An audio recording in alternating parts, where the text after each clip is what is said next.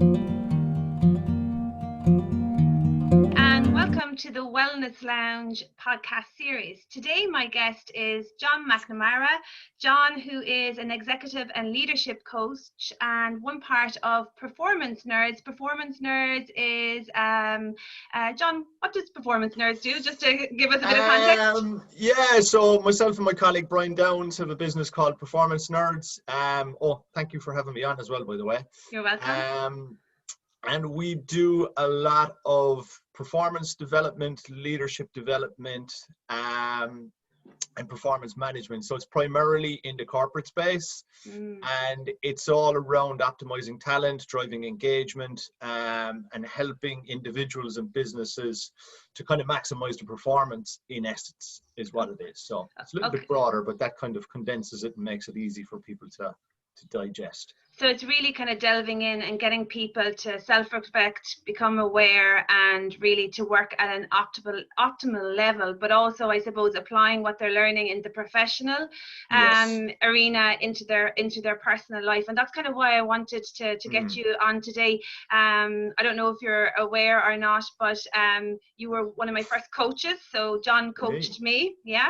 So I'm to blame.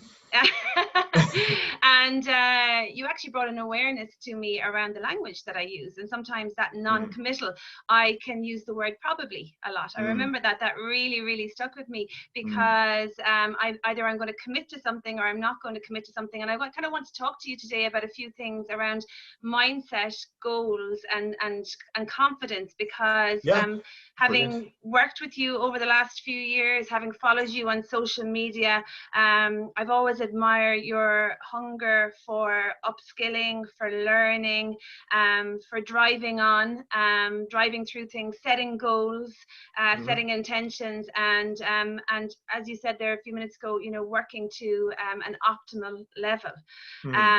So you're obviously a coach.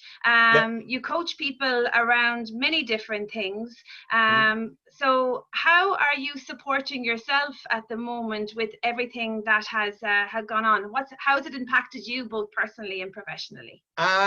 So it's been a bit unusual, because I suppose from about September until 3 weeks ago, I was working on a block of training for an event I was doing. So it's a 6-day endurance event in the Sahara Desert called the Marathon des Sables.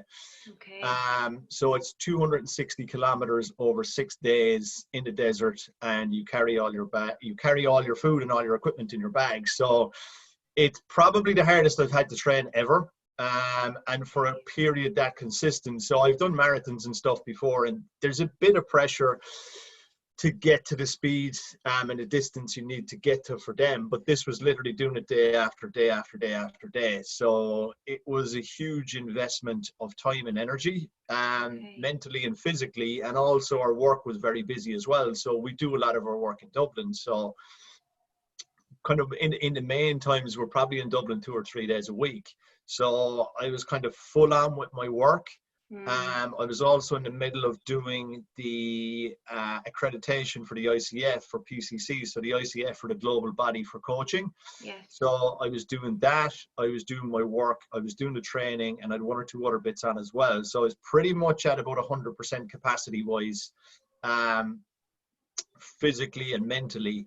And then all of a sudden, about 3 weeks ago, it was a Saturday morning, and I got an email from the people in the Marathon des Sables saying, sorry, but the event is postponed because of the coronavirus, and we're hoping to run it again in September on the following dates, but we'll confirm that in the coming months. And then I was like, oh, fuck.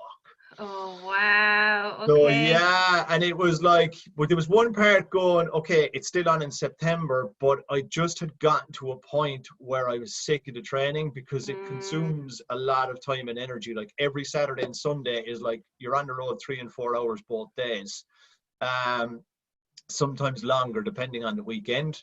So it kind of eats into everything you do, and it was pretty all-consuming towards the end. So I was like, okay, I'm looking forward to having this done and getting back to a bit of reality. And then when it was postponed, I was like, oh man, do I have to do this now for the whole summer as well? So I was like, Okay. oh Yeah, of Christ. course. Yeah, Yeah, it so it just means like I've extended that. gotten up to that point, and now it's like, okay, you can't sustain that between now and September, so you have to come back down. But when you come back down, you have to bring it back up again. So I was like, oh, lovely. This is really fun. Okay. Okay. And so like Yes. I'm conscious, yeah, I'm conscious, like even though that marathon disable is quite, I'm going to say the word was scary and extreme. Yeah. Obviously, you've been training in for many years, and fitness is a Hmm. big part of what you do and who you Yeah. are. But I'm quite conscious there's a lot of people out there where their first 10K could be as big a goal or as Oh, yeah. extreme for them, and it's something that you have been focusing on. A lot of people set these goals in January or maybe Yeah. last year or whatever. So Hmm. how are you managing that? So you're so focused. You're saying that you're 3 days a week out on the road. You're actually timetabling when you're getting your training in. You're trying to manage everything, and then that's taken away from you. How do you shift that that Yeah, mindset? so it's kind of funny because like I work off an Excel sheet. So a guy I know who did this a couple of years ago sent me his training plan. So he's an S&C coach. He's been doing it for about 30 years. So Okay. this guy knows What's his stuff. S&C? Strength and conditioning. Oh, So okay. he Yeah. would have worked with Munster Rugby for about 15 years, Okay. and he's a runner as well. So he gave me a breakdown of his training schedule. So it's pretty much 6 days a week every week. Okay. He'd have 4 days of running, a day of weights, maybe 2 days, and then you'd have a day of like flexibility or yoga or something as well.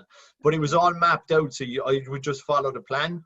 Okay. Because it worked quite well for me. Some of them, if it doesn't work, you just change it. So every Monday I'd wake up and I'm like, okay, what's in store for me this week? Some weeks were okay. Other weeks I was like, oh no, this is awful. But you just follow the plan. It's there. Okay. Whereas when this stopped, I was like, okay, now I don't have to look at the Excel sheet anymore because this doesn't rule what I do on any given day. Now the challenge with this is if you're doing like a couple of weekends to do a marathon on Saturday, a marathon on Sunday. But then on the Monday, if you have to work, like you're cross-eyed because you're so tired. So I was like, okay, shit, I can't go in and meet clients, or I can't go into a business on a Monday if I've done that. So you kind of have to move stuff around to fit in with your work schedule as well. Because as you'll know, doing one-to-one coaching for 4 or 5 or 6 hours is very physically demanding. Sure. So you need to have energy, you need to be tuned in. And like the people you're coming to, they don't care that you're doing some race that you're off doing as a kind of a hobby for yourself. So it's just moving all of the parts. And then this kind of, they press pause on that. So I was like, okay, now I don't have that thing every day that I need to focus on. And then within the space of probably 2 or 3 days after that, there was a couple of other big pieces of work we were due to start that one by one, they just kind of fell away. And it was like every day there was an email or a phone call going, yeah, that's on hold, that's cancelled. Yeah, we can't do that now because of the coronavirus. And I was just going, oh my fucking God, this is... So it's going it's from just, like busy to bang, bang, bang, bang, yeah, bang. Okay. literally, it's just like all of the parts. So the training part just went down. And then the work went from 100 miles an hour, constantly on the road, staying in hotels, on the train, up and down to Dublin, to just... Wow. Okay. So now I've still bits on, and there's stuff I'm doing. I'm doing a little bit more via Zoom and doing a few bits with some of the customers. But compared to where it's at, everything has just went from up here to literally like next to nothing in comparison to what it was. Okay. So the first week, I was kind of pissed off. Yeah. And I was like, this is crap. I'm just going to read books. And it was almost like a period of mourning. Yes. Okay. Where I was like, okay, the run is gone. Now my work is gone. And then I was like, yeah, this is shit. And I hate the coronavirus and blah, blah, blah. And everyone's saying, oh, isn't it great to have all this time at home? And I go, no, it's not. But then kind of towards the end of the first week, after I'd read about 4 books in a week and drank loads of tea, I was like, okay, so this isn't going to be changing anytime soon. So you need to choose your mindset in this. How are you going to approach this so that you can get some value out of this time and this downtime? So So that's really interesting that you allowed yourself You allowed yourself that, and I think that's really important for people to hear. I'm seeing people reacting to people putting out positive messages on social media, and I think people need to find their own way. But I do think my advice and strong advice from my own personal period is to put a time limit when you're sitting in that kind of pissed off negative mindset, because give yourself the week, give yourself 2 weeks if you need to, but like if you're going into 3 weeks, then think about like what are you getting from it, what are you actually getting from this right now. So you gave yourself you're not that getting week. a whole pile. I think like for like, yes, put out the positive messages, it's great, but I think for certain people, depending on where they're at with their life and what has the impact of this been, like some people have had to cancel their weddings. So just to say to them, oh, sure, isn't it a great opportunity to chill out and take it easy and cook some recipes? And they're like, fuck you, I've been waiting for my wedding for 2 years. I'm so excited by it. So there's a lot of stuff has moved and shifted for people that it's like, it's okay to have a week where you just go, do you know what? I don't feel great. I'm going to mourn this. I'm pissed off because this is cancelled. But then it's, as you said, kind of give it a time frame. And then at that point say, okay, I've had my little moan now. Let's get over this. So how can I flip this and how can I use this time productively? So what I did was I said to myself, I'm going to give myself this week. And then at the end of this week, I'm going to sit down with my notepad and I'm going to write myself some goals. So here is my... Oh, nice. Yes. I wrote a completely different set of goals for what I have called Corona goals. And just some simple, and there's a mix. It's not, because it is important to give yourself the time to rest and the time to do some stuff that ordinarily you can't do guilt-free. Like for me to go out and paint the fence in my garden or something at 2 o'clock in the day, ordinarily I can't do that. Or else if I did, I'd be like, oh shit, I should be reading, or I should be on calls, or I should be doing this, that, or the other. Whereas now it's like, well, you've done 4 hours work this morning, so just spend the afternoon painting the fence, because you don't have to have or operate at that capacity. Now, it's different for everyone. Some people are still working full time, but for the people whose work has really come down, or even people who've been let go temporarily, it's like, have a little bit of structure where you get some stuff done, but then allow yourself to cook the food or go for a walk or whatever it might be. That's kind of the self-care elements. So I tried to kind of mix them. So I have 12 books. Have read 12 books. I think I've 5.5 read, 6 actually read. I'm starting on a 7th one, which I only started last night. Finish and submit my ICF credentialing, which I've done, which is the global coaching body. So I'm applying for my next level up a credential. I did that yesterday. A 10-minute plank. So oh wow, 10 minutes. Yeah, I'm up to 5 minutes 15, so I'm just over halfway. So it's kind of a mix of, as I said, stuff that's fun and stuff that's challenging. So I wanted to put in a physical element because my training has kind of come down, but just something that wasn't running, but that was going to be a challenge that you could do every day. Call my parents every day. So I think it's important. My mother now has learned how to use WhatsApp and the video. Brilliant. So there's no stopping her. So usually if I don't ring her on the phone, I'll ring her on the video. Brilliant. And just chat away. So I think even for her, it's good, because when I'm busy, it can go a full week without like talking to her, ringing her. Whereas now it's like, okay, you have time. She's really bored as well. So just make the effort to ring. So she's delighted. There's not really much you can talk about day on day, because most of us haven't been outside our house. But I know. Just, any news? No, no news. No, what about you? No, neither. But even still, it's a nice way to reconnect with friends and with my parents. So I've kind of, some of my friends who don't live in Ireland, I've consciously made an effort as well to use either Zoom or WhatsApp or the video on Instagram to ring and connect and chat with them, and just use that, kind of use the time a little bit more fruitfully to reconnect with people, because as you know, when we're in the midst of the busyness, it's just, we're passing people out. Solve my Rubik's Cube. I have a Rubik's Cube downstairs, which is the bane of my life. So I'm going to solve that. 30 days straight of breathing and meditation, and walk more, drive less. So there's a few other on there, but it's a kind of mix of a couple of physical things, a couple of mental things, and others that are just Yeah. Self-care. Actually, what's really nice there is, because we often talk about 4 pillars of wellness, and we talk about the mental, the physical, the emotional, and the spiritual. And Yeah. even with just what you've actually read out there, you've kind of done everything or you're choosing to do things in every Yeah. pillar, which is really nice, because you're kind of looking at the whole picture as well. So you're not just zoning in mental or physical. There's a bit of emotional and a bit of spiritual in there as well.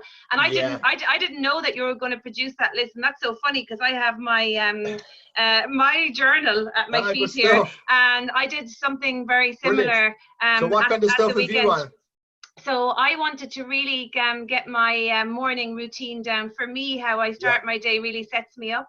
And I have always wanted like 15 minutes in the morning. But that means creating the time for myself in the morning. So it always depends on what's happening the night before or how I'm feeling.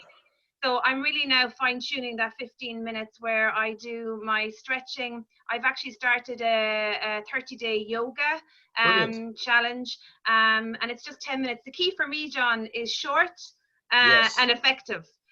So I'm like a 3-minute meditation in the morning. I'm 3 deep breaths in the morning. I'm writing 3 things I'm grateful for.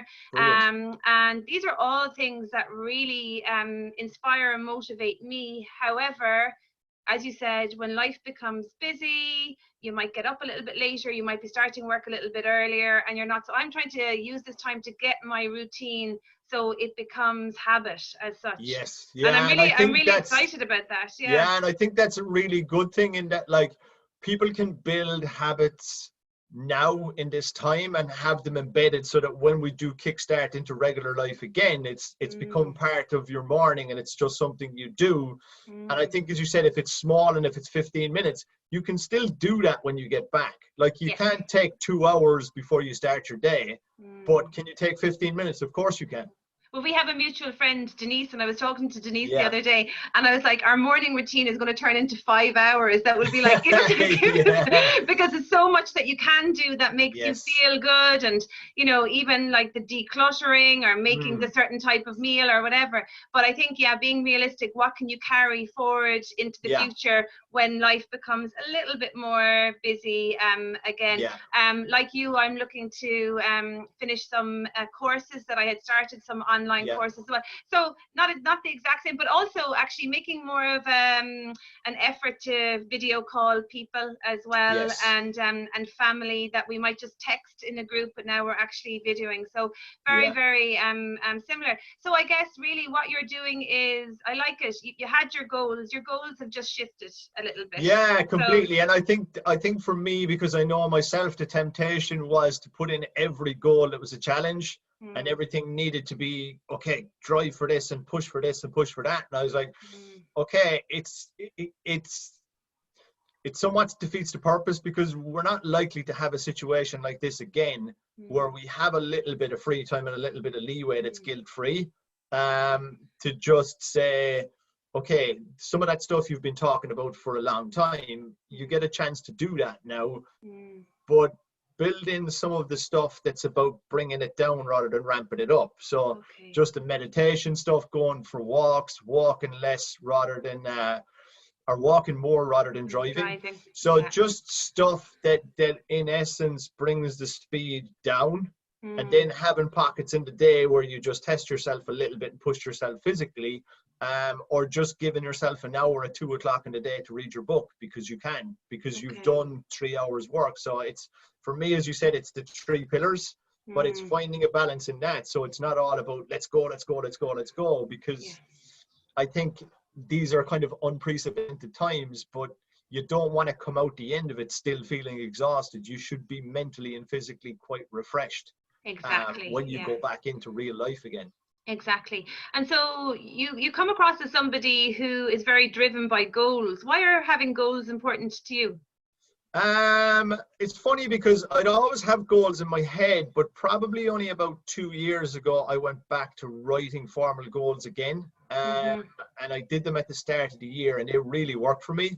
And probably 90% of the stuff that I put down actually came to fruition. So I was like, okay, this is a good way to focus your mind.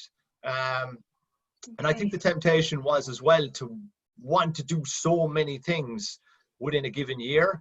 But then it was, for me, it was like, okay, let's pare this down to, in a couple of different areas, what's the stuff you want to achieve, and only put in one or two of them. And then if you get them done, you can add something else in. The other piece then around this, which would be kind of a stretch goal, which was the run I was due to do, is today the 3rd? Today is the 2nd. Okay, yeah, I was actually due to fly today, so my flight was to London this evening. Okay. Yeah, so I was supposed to fly out to London today and then fly to Morocco tomorrow. So yeah, but part of my reason for doing that was it was one of those goals that I looked at and said, okay, that kind of scares me, but in order to get to a point where I can do this, I need to become way more disciplined. I need to become way more educated. I need to become way fitter. I need to be able to find a balance between training and work and my life outside of here with Sharon or with my friends or whatever that may be. So kind of the goal in essence is the vehicle to push you to become better in some key areas. So if for me, if I didn't have that, it's like you can just kind of keep going at the same pace and nothing changes. Whereas by virtue of doing this, it's like, okay, now you need to level up in 3 or 4 key areas. Because if you don't, going to the Sahara Desert in 30 to 40 degree heat and running for 6 days consecutively, you could die. So the stakes are quite high. So you can get through a marathon half prepared. I've done it before and it's not fun. I wouldn't recommend it, but you couldn't get through this half prepared. So it was like, okay, who do you need to become in order to achieve this big goal? And up to 3 weeks ago, it was working really well for me. I know. No, I just find it gives a little bit of direction and focus to what I'm doing. Well, I suppose if you go back to Performance Nerds and what yourself and Brian are supporting individuals and organizations to do, which is working optimally and optimization, I guess you are practicing what you preach. You're really, so it seems to be there's a hunger for you to be better and to be operating at an optimal level in all areas of your life. And I guess for people, you know, listening out there who have goals that have been stopped like yours or have been the control has been taken away. I guess what we're getting from you today, John, is just think about other goals right now, you know. Completely. You know, and because again, our achieving goals can still give us that sense of accomplishment, that we're moving on, that we're progressing, and there's lots of goals that we can achieve in this time. Yeah, I think it's hugely important now as well that you have some sort of focus, because like there's a lot of people who have been let go. Now they haven't been fired, so it's a completely different thing, because I think if you were fired, there's a stigma to it and you take it personally. Whereas this is like, okay, the business is closed, my work isn't there. It'll be there again in 4 or 6 weeks. That's no problem. But just for now, I have a block of time. So how am I going to utilize this? Otherwise, you just wake up every morning and it's like, sure, what am I going to do today? What's the point of today? And the days just become a bit stagnant. And I think mentally it becomes a bit of a drain on you and you get very lethargic. So I think for this, it's just to give a little bit of a focal point at different times in your day to say, oh yeah, I must do that now, or I must go for my walk, or I'll do a bit of reading, or I'll do my meditation, or as you said, I'll start my day with this 15 minutes. That sets the tone, and then I'm more likely to do a little bit more within the day. And just kind of, and it doesn't have to be anything amazing, just simply going out and cutting the grass, or going for a walk, or ringing your mother, or reading a book, or whatever floats your boat. It's different for everyone.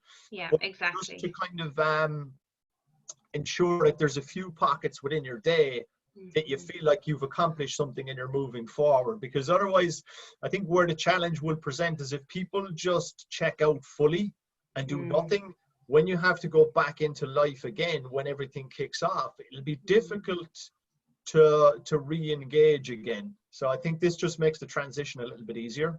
Yeah, absolutely. And okay, so that's good advice, and funny that like I did something similar, but Yeah. I wasn't in training for a Sahara marathon at Ah, yeah, all. but I mean, everyone's goals are relative, and I mean, Hmm. I'm just giving that because running is something I do. But for everyone else, whether it could be a 5K or a 10K or just Exactly. walking to the It's shop. all, yeah, no, it is all relevant. And I did want to, I had this kind of desire all the time to improve my flexibility. Yeah. And as the older you get, you know, Mm. definitely you can feel it as well. So now I have the time to do that.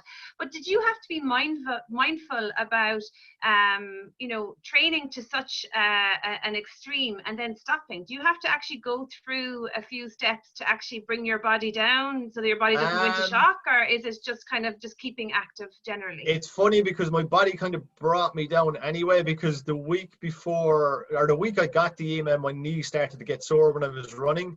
Okay. And over the Okay. last 2 weeks, I've done probably, maybe I did a couple of 10Ks and a 12K. I haven't done a lot, Mm-hmm.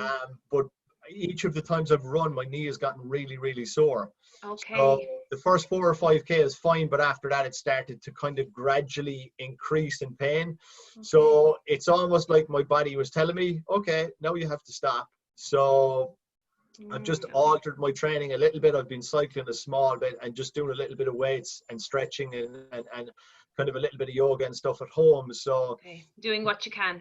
yeah, so I've been just doing a little bit, but running wise, I've done very little because I'm just trying to rest my knee because there's no physios open, so I can't get it seen to. Hmm. So I've spoken to a couple of friends of mine who are physios, and they just said, here, do this, do these exercises, rest it, and see how you go. So it's almost like it's been forced on me to stop, Okay. um, Interesting. Yeah. where my Yeah. body has said, oh, now all of a sudden you can't run. So in a way, it makes it a little bit easier because Yeah. it's like, okay, you have to rest. Okay. But I think the thing for me anyway was going to be the last week or two in March was going to be easy. Same with the first couple of weeks in April, and then I'll start to pick it up, and then I'll do a block of May, June, July, August, and then half of September was going to Okay. be the heavy training again. So timing wise, it's not bad. Okay. All right. Yeah. Okay. Okay. And just going back to something you said earlier there about people who've been temporarily laid off. Mm. There are a lot of people out there that basically, without any notice, I was speaking to somebody only yesterday, whose partner got notice the other day that their company is going to reduce from 120 down to 40 by the end of April. Yeah. Completely unexpected, because there is a lot of unexpected things happening at the moment. This whole thing Yeah. was unexpected. And I know in your private coaching practice, you focused on people's confidence. And I think a lot of Mm. confidence has been shattered out there at the moment. And I was thinking before speaking to you, I was like, well, there's people who've lost their jobs, so confidence there.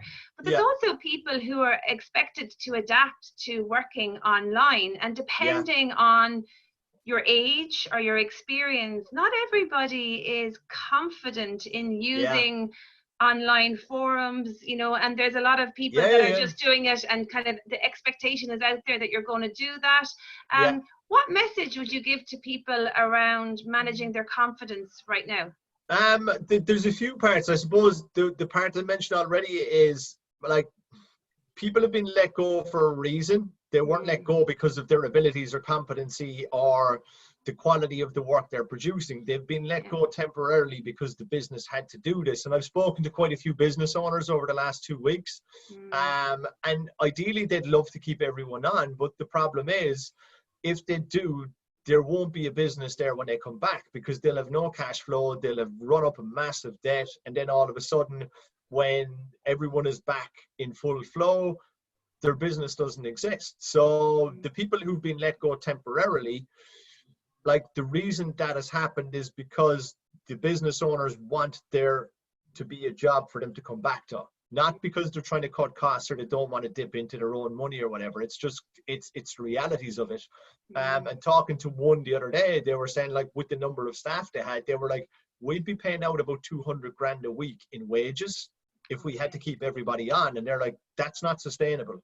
Like Of they can't course. afford to do that. So they just had to place these people temporarily on leave. Now, the government supports are quite good with this. Mm-hmm. So I don't think anyone's going to go hungry, and you can defer your payments on your mortgage. So that stress isn't there.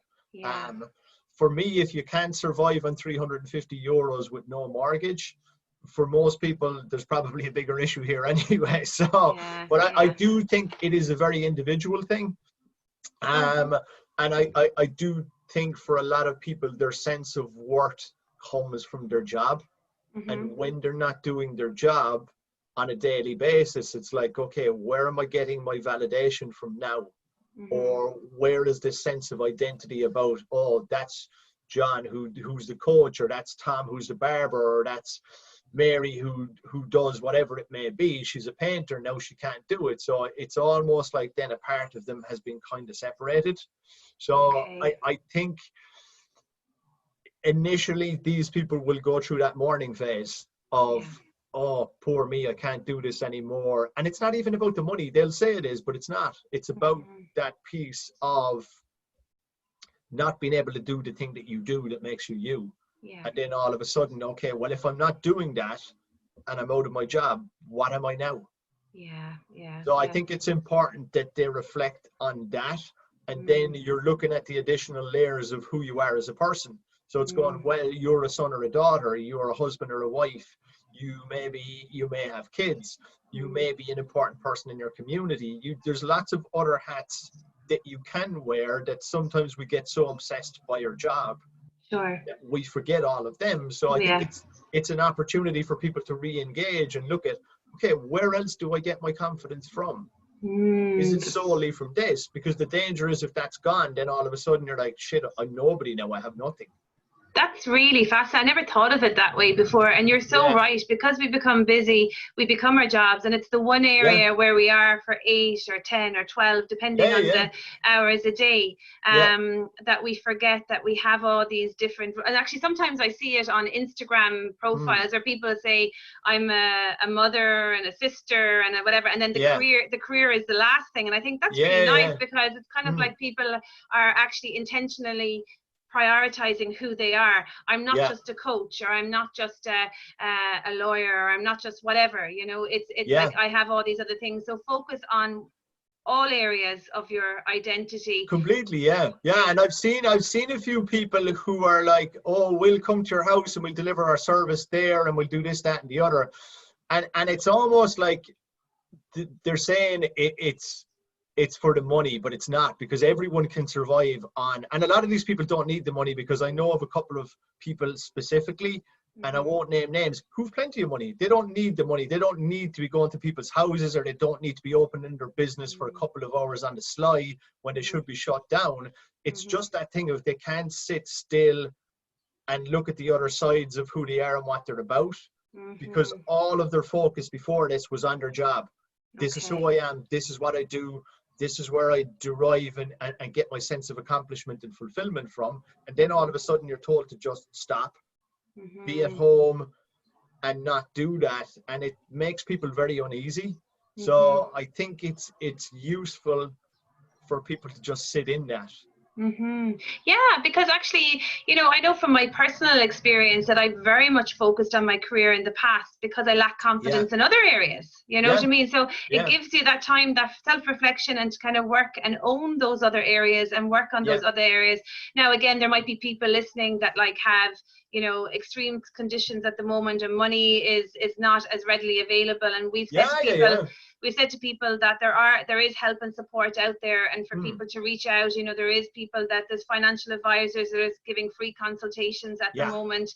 Mm. Obviously the government is doing what they can at the moment as well, and their response has been quite good, and banks are willing to put things on hold. So people to, again, maybe that's their action plan, and that's their goal, is to actually Yeah, make those absolutely. And I think it's looking at that areas of stress and not just sitting in it saying, okay, Mhm. what do I need to do? And it may be something as practical as reaching out to your bank. Mhm. Um, yes, you have your mortgage that's put on hold, but some people have a lot of big outgoings outside of that for loans and stuff they Mhm. have. Mhm. The vast majority of the banks will play ball on this. Mhm. They're pretty much getting free money from the ECB at the minute, so Mhm. that's not going to be an issue. Mhm. Yeah, I think it's important that it's not. one size fits all. Everyone's situation and circumstances are different, and the challenges they face are different and unique to them. Okay, I yeah. think as well, especially for men, if they're out of the home a lot, working, and this is a big part of their identity, now that's gone, but also they're at home all day with their wife and their kids. And it's not that they don't love them, it's just it's alien to them. Yeah. They're Yeah. not used to it. So Yeah. there's a readjustment Yeah. for people in a lot of ways, but it's, for me, it's going, yeah, initially it's a pain in the ass. Everyone's been affected. Give yourself a little period of time to fucking moan and sulk if you need to. But then you got to reframe this and say, okay, how can I use this time? So I'll look back and say, actually, do you know what? That was a pain in the ass initially, but I kind of got quite a bit out of that time. Okay, so I think like what people, will take from what we've talked about today is, still have your goals. There has been a shift in what's happening externally. So things have been out of our control. Yeah. Yes. When you get to the acceptance phase, maybe review your goals, see what you can do right now, use it as an opportunity for learning, for growth, for reconnecting. And also, again, with confidence, anyone out there whose confidence has been knocked, know that it's not personal to you. These are extreme circumstances. And I think that's a lot when people actually internalize it and make it personal. It's just really, really tough. And look at your identity, look at all areas of your life, and look for opportunities, and go easy on yourself. Yes, there's a lot of pressure in some busy households where people are not used to being in and surrounded by people for 24/7. So again, there is that whole adapting piece as well. And I think we're only kind of in the third week of this, so it's fairly new. So that's great, John. I think that's really good advice and support. So before we finish up today, there's three questions that I'm asking everybody who comes into the Wellness Lounge. You've kind of touched on it, so you mightn't have anything to add, but we'll see what comes up for you. What does wellness mean to you when someone actually talks about wellness? To me, it's looking at all of the areas, as you said. It's the 4 pillars. And I think wellness for me is important because I would have a tendency to drive in a couple of the pillars and somewhat ignore at times the others. And it's almost like you need to look after yourself, and that self-care element and the emotional side of things is one that I can easily move away from. But I think just the whole concept of wellness and that kind of full circle of it, for me, is a good reminder to say, okay, you're gone out of whack here. Yeah, you're doing well on a couple of the pillars, but there's a few here you're ignoring, and you need to spend a little bit more time on it. So for me, it's just that kind of being more rounded, not having one pillar up here and all the rest are down here, because inevitably that leads to issues. And what can you do more of or less of right now that directly influences your well-being, do you think? Probably less of most things, because my natural tendency is to do more. So it's probably less in certain areas around expectation. So the expectation to be doing A, B, and C, and you need to use all of this time. You can use some of this time, but you don't need to use all of this time. It's okay to give yourself periods of time to just have no agenda, have no plan, and just kind of go with the flow a bit. And it's okay to sit down at 2 o'clock in the day and read for an hour, because you've done the little few blocks of stuff, as you said, that's around your own physical and mental health, or the bits of work you have on any given day. For me, at the minute, it's unusual, because some days I'll have a full day of work, other days I might have an hour. So it's just using the other spaces then for stuff that you need to do. But it's it's kind of a balance between doing and not doing anything at all. Okay, very good. And one thing that you're grateful for in this time? I'm grateful for my job.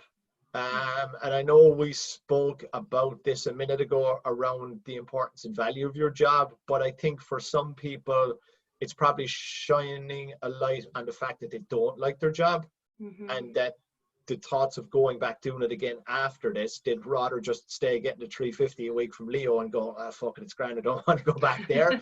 But for me, it kind of, validated the fact for me that I really like my job.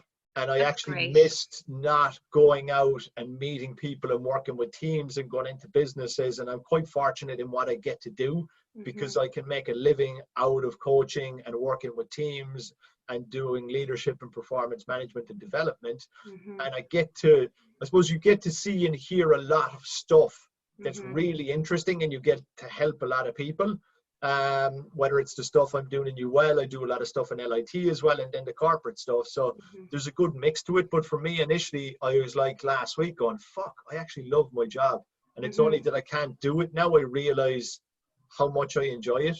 Yeah, so, yeah. But again, nice to have that kind of awareness and to be clear about that. So I think, you know, one thing that like really has come across again today is for people to sit down and take the time, think about their goals, reflect on where they're at, look at their mindset, realize, you know, there's certain things they can control, forget about the things they can't. And to really be aware of what you're telling yourself if you have lost your job or if something's happened temporarily, and to reach out and get the supports. John, thanks a million for your time today. Perfect. Thanks for having me on. I really enjoyed it. Yeah, me too. And mind yourself. And we look forward to seeing you posting more about your 10-minute plank. Yeah. I've made it public now, so the pressure's on. I need to deliver. There you go. Thanks a million, John. Perfect. Thanks, Gillian. Take care. Have a good day. Bye.